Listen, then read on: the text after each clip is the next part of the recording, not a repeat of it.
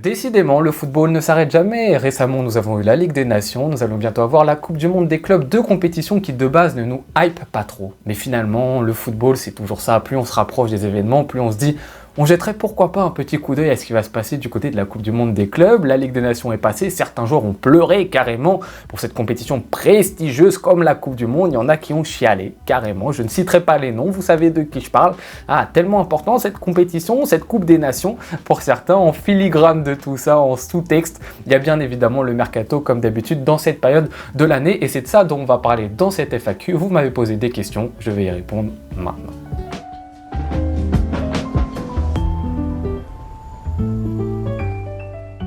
Première question de Marco Unlede qui me dit « Salut Dave, j'ai une question. Avec la compétitivité qui s'annonce rude la saison prochaine, penses-tu que le Barça pourrait avoir les ressources nécessaires pour rivaliser avec tout le monde, City, Real, Bayern, Liverpool, sur tous les plans, notamment la Ligue des Champions ?»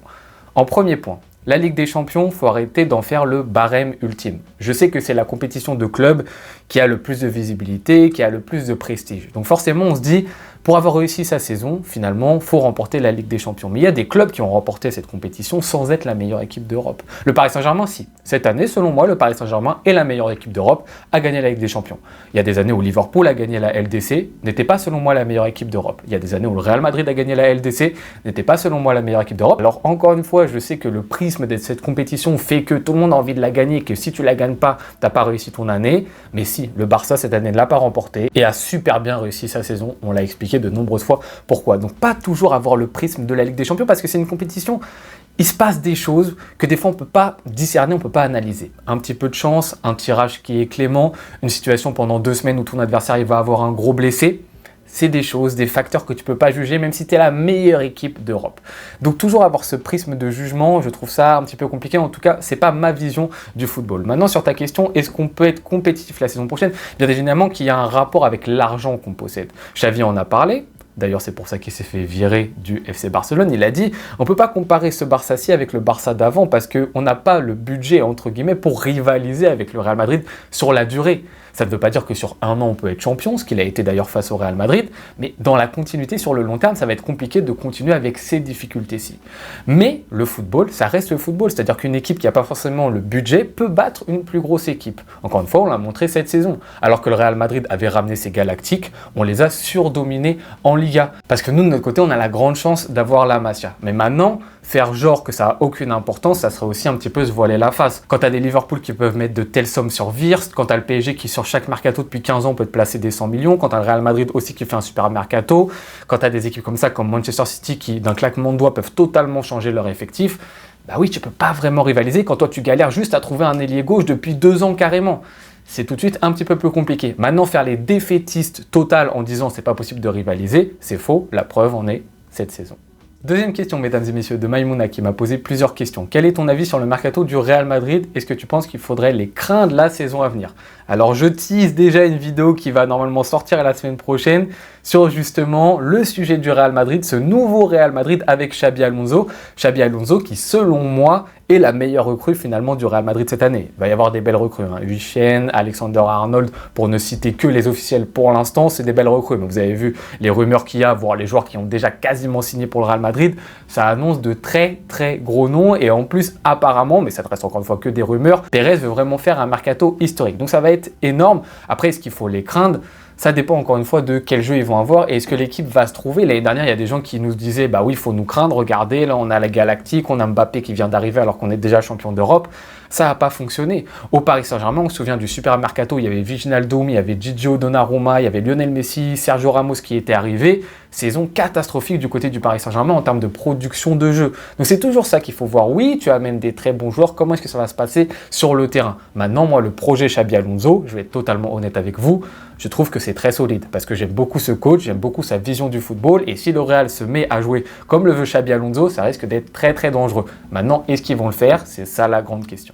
Troisième question de Alassane, qui m'a aussi posé plusieurs questions, qui me dit « Avec le recrutement de Garcia, si Ter Stegen refuse de partir, est-ce qu'il ne sera pas un poison dans le vestiaire? J'ai peur, il faut réussir à le faire partir. » C'est exactement le prochain objectif par rapport à ce poste de gardien. L'objectif maintenant de la direction sportive et aussi de Flick, c'est de faire comprendre à Ter Stegen qu'il faut s'en aller. Parce que je pense que s'il est gardien numéro 2, malheureusement, comme tu le dis très bien, il va un petit peu empoisonner le vestiaire, ça va être compliqué. On se souvient déjà de la saison 2014-2015 avec l'audio Bravo, ça s'était pas bien passé. Ter Stegen, il peut être relou. Il peut être vraiment relou dans sa personnalité. Alors on peut le comprendre des fois. Encore une fois, on en avait parlé avec Charel qui disait que oui, il faut avoir un certain ego pour être gardien de but, il faut avoir sa place.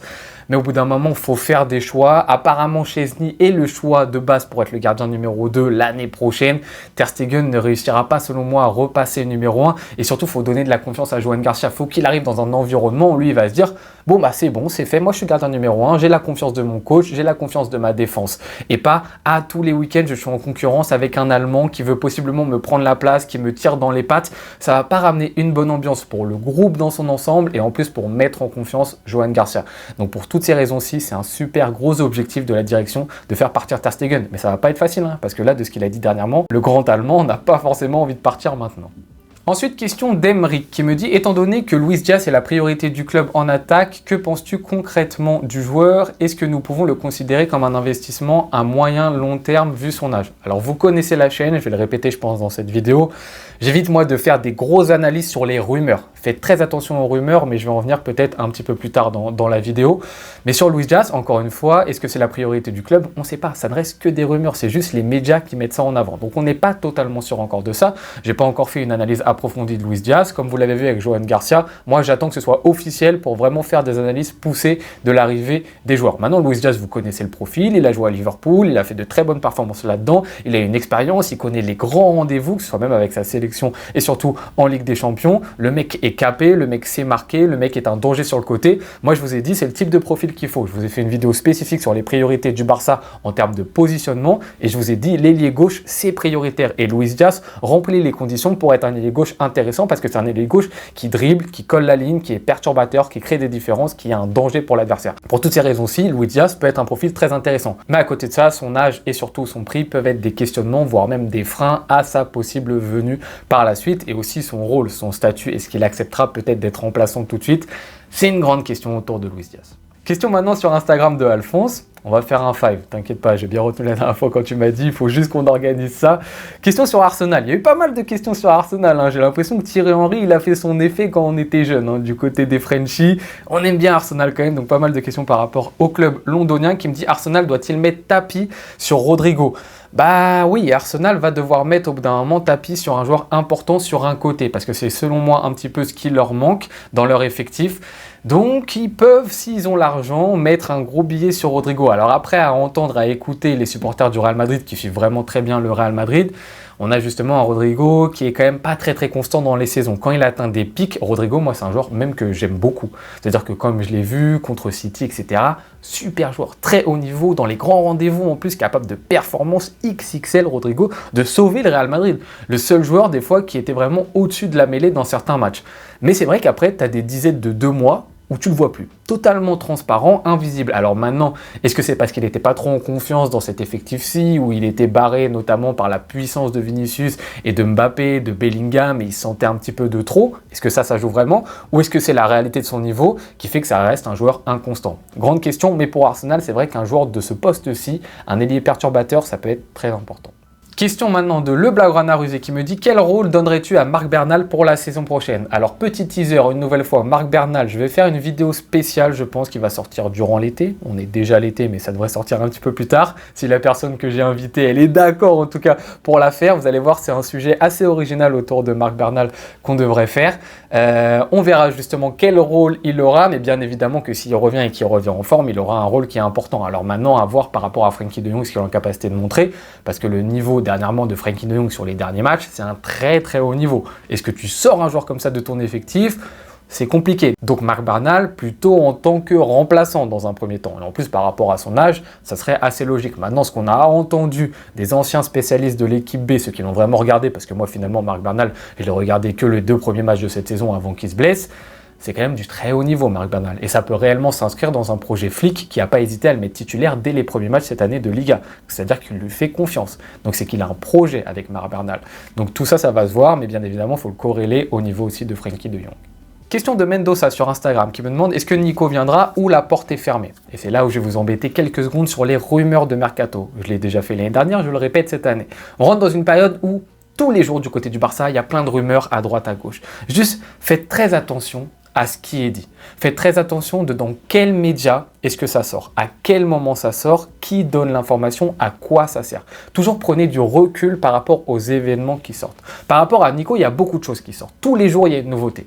Nico avait dit non au Barça, non finalement il n'était pas dans les plans du Barça, ah finalement c'est la famille de Nico qui a fait que. Tous les jours il se passe quelque chose. Alors moi, j'ai pas la détermination pour vous faire des vidéos tous les jours sur ces cas-ci, ça m'intéresse pas, je préfère analyser les joueurs que parler un petit peu dans le vide. Mais en tout cas, il y a des rumeurs tout le temps. Ce qu'il faut, c'est toujours remettre en perspective les choses et se dire que les dernières paroles qu'il y a autour de l'histoire de Nico Williams, c'est que apparemment le joueur n'était pas vraiment chaud pour venir au club. Il faut toujours réfléchir qui dit ça, qui donne cette information. Et généralement, c'est un petit peu le Barça qui donne cette information. Pourquoi? Pour pas rejeter la faute sur eux, pour dire mais regardez, nous on a tout fait pour faire venir Nico Williams, c'est lui qui veut pas. Mais est-ce qu'on a entendu le joueur s'exprimer là-dessus? Est-ce que le joueur, il a eu les garanties dont il avait besoin? Parce qu'il faut lui apporter des garanties. Le joueur, c'est un joueur international, très grand joueur en Liga, très bon en Europa League.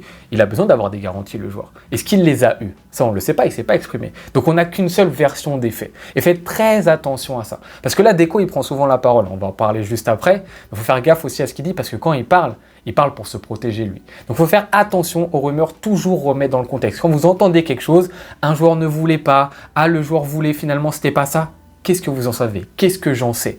La vérité, ce sont seulement les joueurs qui le savent, la direction sportive, les présidents des clubs. Eux, ils le savent. Et peut-être que dans quelques années, on saura. Mais pour l'instant, on n'a aucune certitude sur la réalité des faits. Donc Nico Williams, est-ce que la porte elle est fermée ou est-ce qu'il viendra? Je ne sais pas. Je ne suis pas dans les plans du Barça, je ne suis pas dans la tête du joueur. J'espère, parce que vous connaissez mon avis sur ce joueur-ci. Je pense que comme je viens de vous le dire pour Luis Diaz, c'est le joueur parfait pour le Barça. En plus de Luis Diaz, lui il est jeune et surtout il a les collègues de l'Espagne. C'est-à-dire qu'il connaît très bien les Pedri, les Lamine Yamal, il s'entend super bien avec eux. Donc ça peut être une vedette par rapport à ça. Ça peut être vraiment une image importante pour le FC Barcelone. C'est un joueur que j'adorerais voir au Barça. Maintenant, est-ce que j'ai la boule de cristal pour savoir s'il viendra ou si la porte est définitivement fermée? Tous les jours ça change. Apparemment, même dernièrement, c'est le joueur mystérieux que le FC Barcelone veut. On ne le dit pas tout de suite, mais en dernier moment, on va essayer de le choper. C'est un peu ça les dernières rumeurs. Ça ne reste que des rumeurs. Ensuite, question très intéressante de Lamine Yamal 0907. Pas le vrai Lamine Yamal, j'aurais bien aimé, mais ce n'est pas lui. Comment peut-on faire l'année prochaine au milieu de terrain? Car 3 postes au milieu de terrain. Déjà, il y a Pedri qui est indiscutable. Il reste 2 places pour Gavi, Frenkie de Jong, Casado, Bernal, Olmo, Fermin Lopez, qui sont presque tous les milieux de top niveau. Donc, comment peut-on faire? Surtout si on prolonge Frenkie, ça veut dire qu'il sera titulaire indiscutable aussi. Donc, quelle est la solution? Très bonne question. Un petit peu longue, mais il fallait qu'elle soit longue parce qu'elle est très intéressante. Tu l'as très bien dit. Ce qui est compliqué pour le Barça, c'est que tu as 7 joueurs, il me semble, de très haut niveau pour ce poste de milieu de terrain. Ces postes de milieu de terrain qui sont au nombre de 3 au FC Barcelone.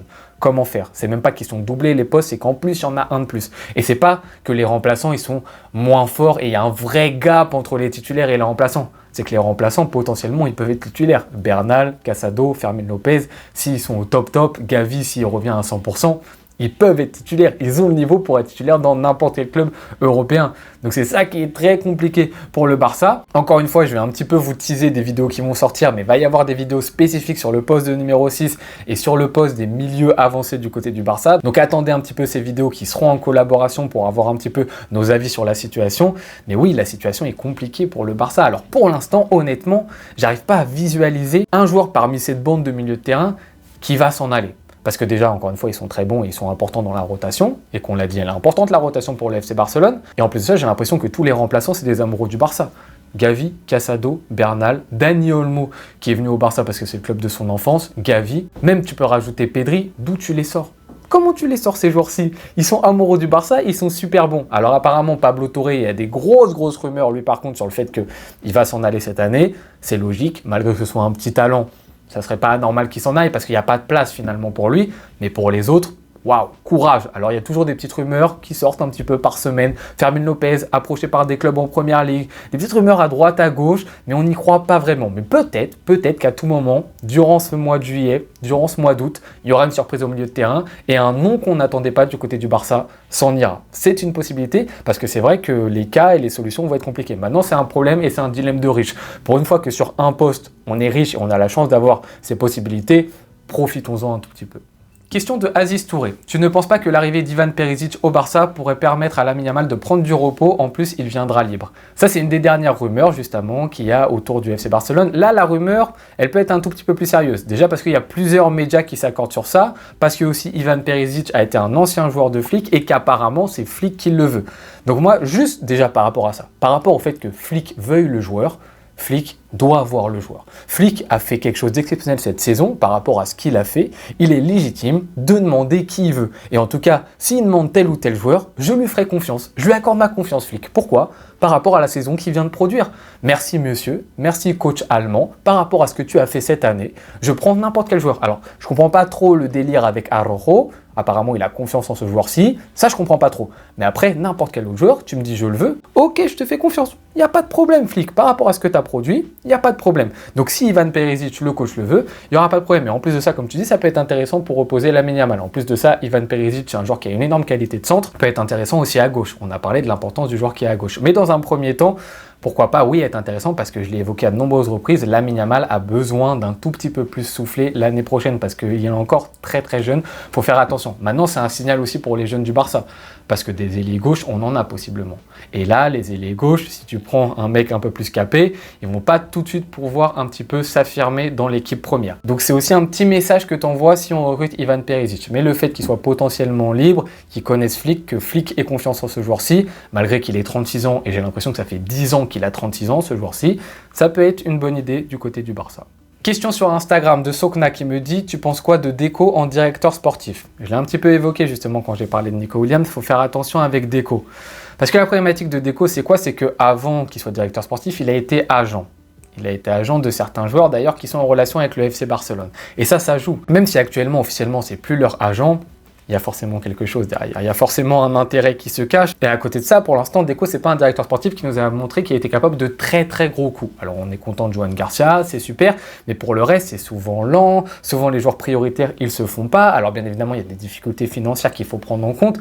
Mais l'objectif justement d'un directeur sportif, c'est de faire arriver des joueurs qui sont difficiles à aller attirer. Et c'est ça l'objectif d'un directeur sportif, c'est de dire tiens, c'est attrayant le projet du Barça, déjà qu'il l'est en tant que tel par rapport au nom du club. Et à côté de ça, moi des fois ce qui me dérange un tout petit peu autour de Deco, c'est que c'est un directeur sportif qui parle beaucoup et qui selon moi parle un peu trop. Alemany, il parlait pas beaucoup. Il se montrait pas, il était un petit peu fantomatique, il travaillait bien dans le silence.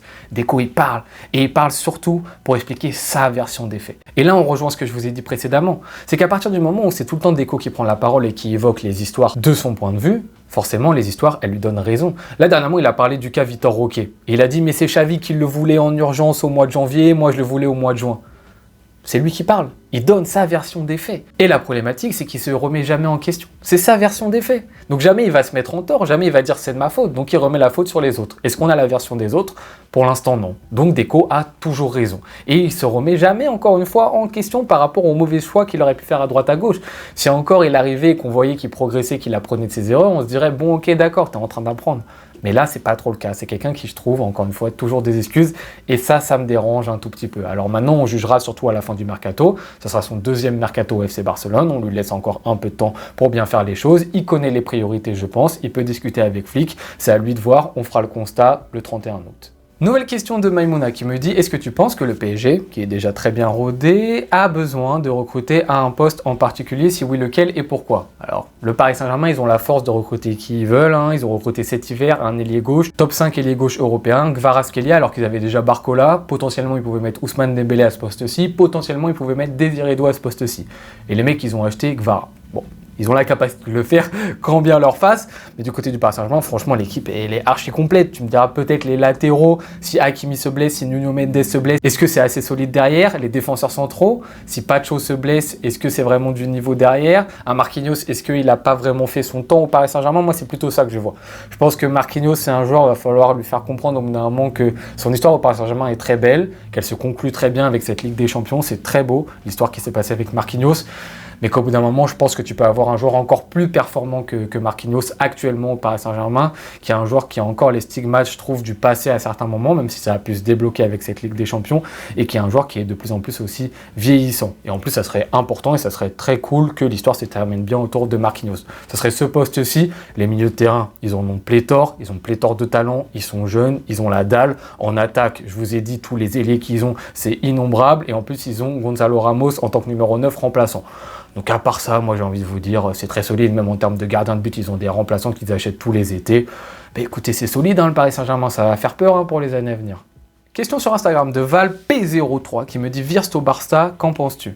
J'ai un maillot de Wirtz de l'Allemagne, donc je pense que tu as capté que moi j'adore ce joueur-ci, je suis fan de ce joueur, de ce numéro 10, magnifique playmaker, magnifique dribbleur, j'adore son élégance également, j'adore ce qu'il a produit au Bayer Leverkusen en Allemagne, je suis vraiment fan de ce joueur-ci. Maintenant il a signé à Liverpool, pour une somme mais faramineuse.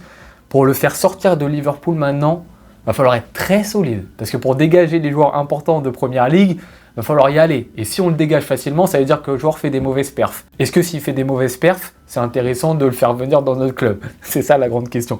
Mais là, actuellement, c'est pas possible. Ça va être officialisé très très bientôt, si ce n'est pas déjà fait au moment où la vidéo sort. Sortir Wirtz de Liverpool, ça va être compliqué. Mais bien évidemment que dans un monde idéal, si tu me dis est-ce que je veux Wirtz au Barça, je te dis tous les jours oui.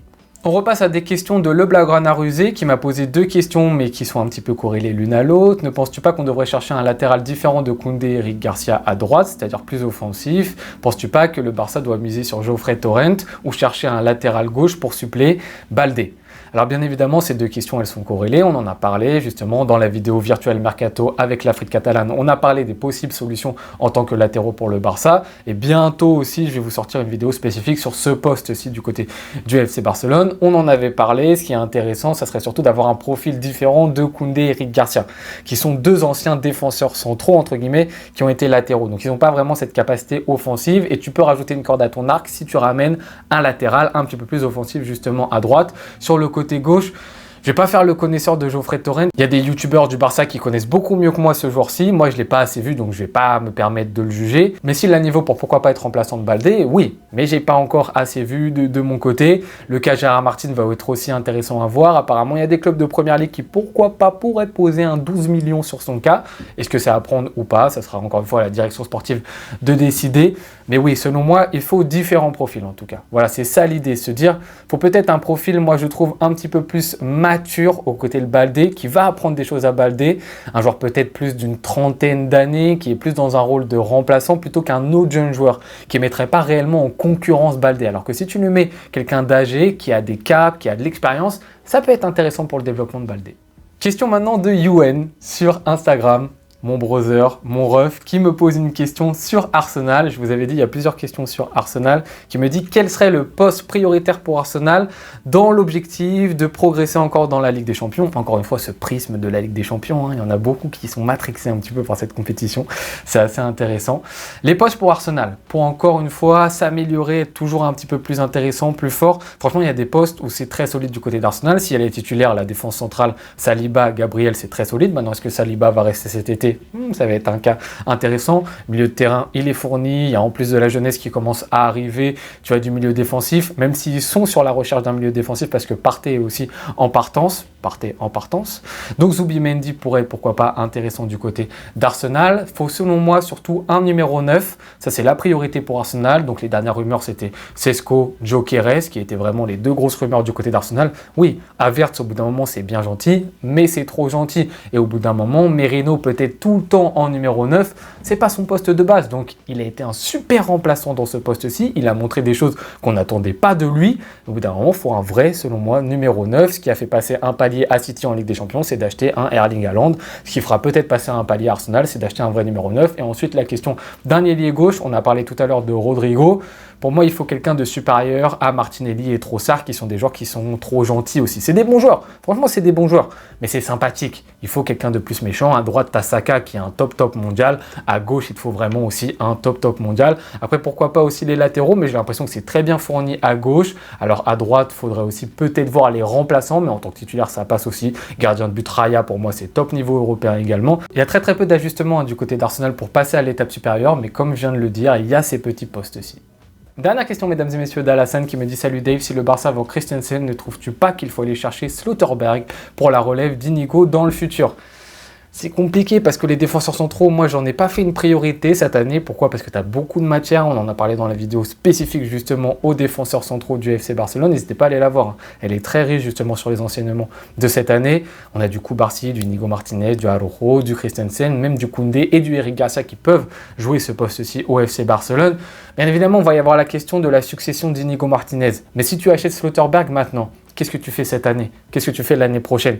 Tu mets Slaughterberg sur le banc, qui est un top joueur européen. Comment est-ce qu'il va prendre la chose? Alors, dans un monde idéal, bien évidemment que le Barça doit avoir tout le temps des remplaçants de très très haut niveau, je suis d'accord avec vous. Mais là, on n'est pas dans ce monde idéal parce que le Barça n'a pas énormément d'argent. Donc, je pense que l'argent qu'on a, faut le mettre sur des priorités et que les défenseurs centraux, ce n'est pas actuellement une priorité. Dans un futur, peut-être qu'on aura plus d'argent, mais actuellement, non. Maintenant, bien évidemment qu'il faudra penser à la relève d'Inigo Martinez. Est-ce qu'elle se fera par un joueur qu'on a déjà, style Eric Garcia ou un Koundé recentré? Mais pour l'instant, on a encore Christensen. Voilà, Christensen peut-être va partir. Si Christensen part, tu as d'autres joueurs à côté. Mais pour l'instant, pour moi, Christensen fait le taf et je ne comprends pas les rumeurs qui disent qu'il devrait partir du FC Barcelone parce que c'est un défenseur qui a toujours montré du professionnalisme et qui a toujours montré un très bon niveau au FC Barcelone. Donc oui, il faudra y penser, mais un petit peu plus tard. Donc voilà, mesdames et messieurs, pour ma FAQ spéciale Mercato sur le Barça et sur d'autres petits clubs européens, ce qui se passe au Real Madrid, au PSG, à Arsenal. C'est toujours aussi très intéressant de ce qui se passe à droite, à gauche, surtout que le Barça maintenant est de retour sur le devant de la scène européenne. Donc on a hâte de voir ce qui va se profiler pour tous ces clubs européens, tous ces transferts qui donnent envie. Wirtz à Liverpool, Cherki à Manchester City, c'est des choses super intéressantes et ça sent bon le football. Et c'est toujours ça qui est le plus important pour moi. Donc mesdames et messieurs, un grand merci d'avoir participé, de m'avoir envoyé toutes ces questions. J'espère que vous avez apprécié cette vidéo. N'hésitez pas à commenter si vous n'êtes pas d'accord avec ce que j'ai dit. Je me ferai un plaisir comme d'habitude de vous répondre. Je vous souhaite très bonne journée ou bonne soirée en fonction de quand vous regardez cette vidéo. À tout bientôt. Ciao.